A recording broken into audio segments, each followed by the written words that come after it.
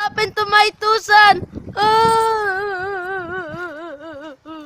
Don Juan distraught about what happened to his two brothers. Don Juan decided to ask his father to beg a permission to his father to catch the magical bird because he wanted to know what happened to his two older brothers and to take home the Adarna bird.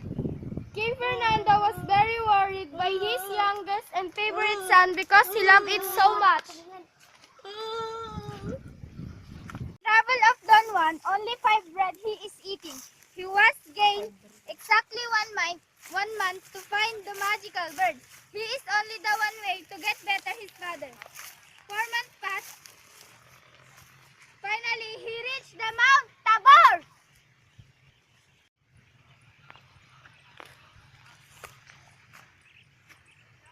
In the upper part of the mountain, he see an old man and he give his last breath.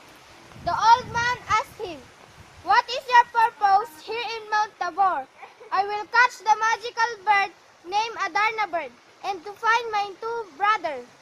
"Listen to me carefully. You may find the magical bird in a tree that's beautiful and scintillating. There you will find the magical bird.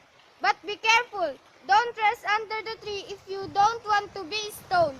You will see a house. In this house, you have to stay there and there is someone tell you where the Adarna bird is." Don Juan traveled again to reach the Piedras Platas. Travel of Don Juan, he reached the Piedras Platas and he looked down and see the old man.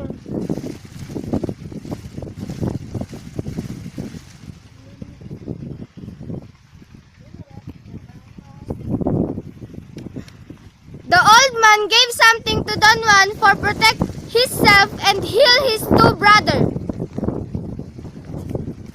When the Adarna bird is singing, you have to hurt yourself for you to not be asleep. And one important thing, you have to avoid the poop of the Adarna bird. "I will." "Here, it will help you. When you catch the Adarna bird, you have to tie it using that. Thanks for helping." Don Juan reached the Piedras Platas. He was amazed what he see. He see his two brothers turn to stone. He used what the old man gave to him to turn back his two brothers. He put some water to his two brothers.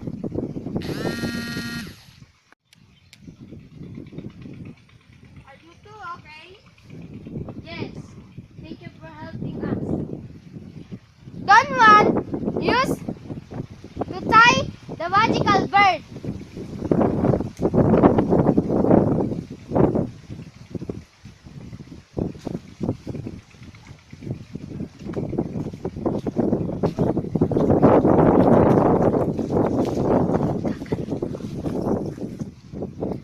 Don Juan finally catch the bird. The Adarna bird is starting to sing.